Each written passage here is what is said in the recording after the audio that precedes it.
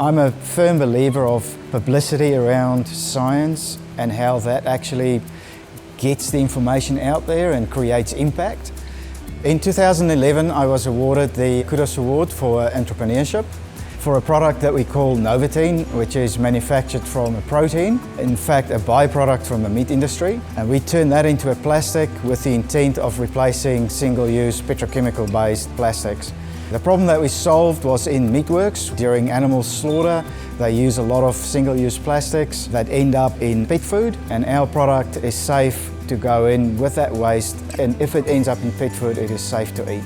Our first product's already been in the market for a number of years, and we're now actively working towards a second and a third product. We're very happy that we had big successes recently in Australia with trials for this new product.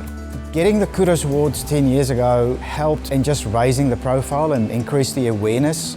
There's a huge drive nationwide to be more responsible in the choice of material that you take for your product. There are several instances where we actually need compostable materials like this one. And a good example is the horticultural industry, where you need compostable twine and you need compostable plastics to attach plants to the twine, because at the end of a season all of that is just composted in one go. Whereas if it's not compostable, that whole process becomes very difficult and costly.